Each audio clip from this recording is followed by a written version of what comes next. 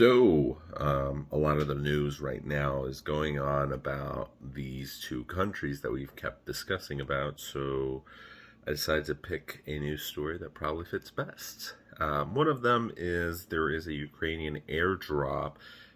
Pretty crazy stuff that, alongside the timeline of over $50 million has been donating now.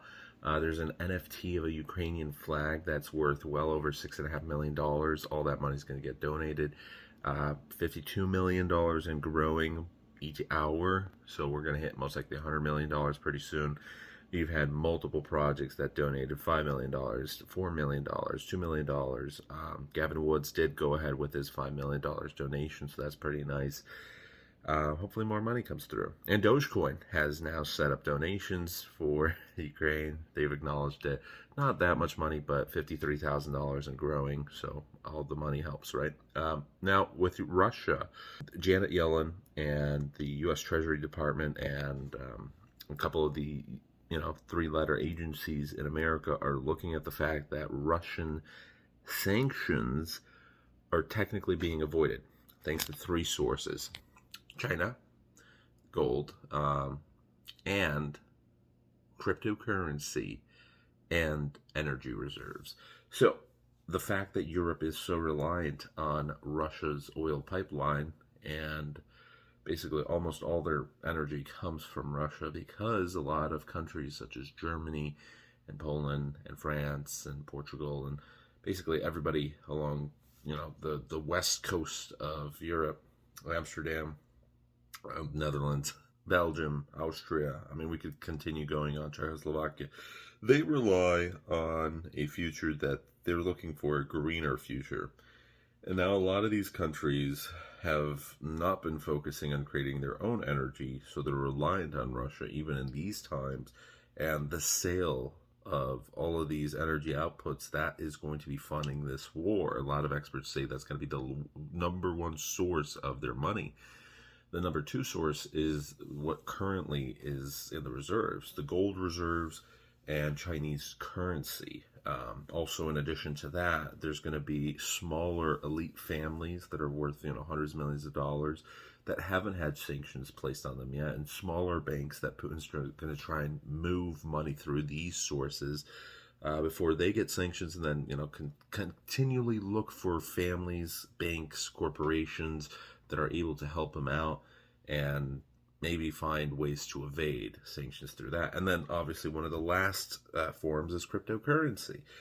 A lot of exchanges, anywhere from Binance to Kraken to some of the largest exchanges of the world, they have refused to ban Russian accounts. There have been some exchanges that have followed through. They've frozen Russian funds, which may suck if you're a random civilian completely not involved with anything.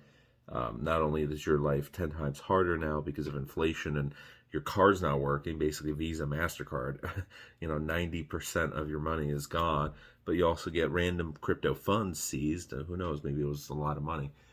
Some exchanges did follow through, but most don't care because we're talking about freedoms here.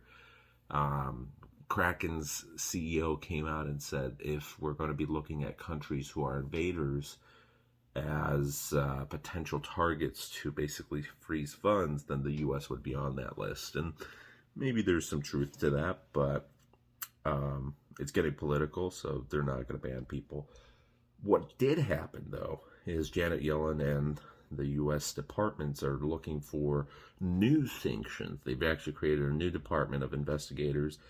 They're going to try and find a way to create new sanctions to target cryptocurrency, specifically follow cryptocurrency's traceable aspects. So anything that goes through exchanges, and find a way to specifically limit cryptocurrency from being used by Russians to avoid sanctions, which might work, it might not. I don't think it's going to work all the way, but there's probably going to be new sanctions for cryptocurrency transactions pretty soon, at least through centralized sources such as exchanges, just to limit the amount of ways people are able to escape sanctions, so to say.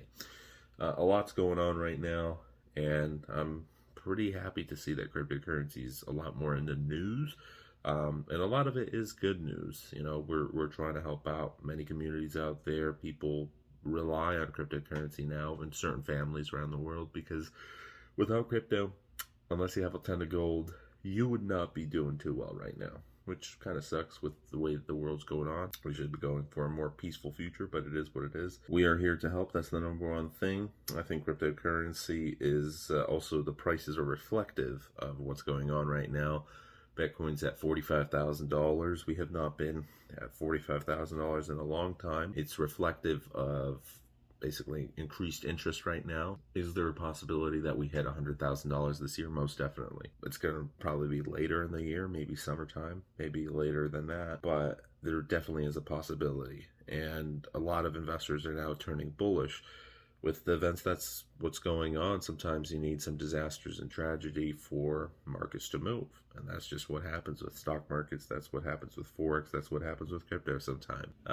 Disaster leads to people seeking a way to get out of this chaos. And for certain situations, crypto is the solution.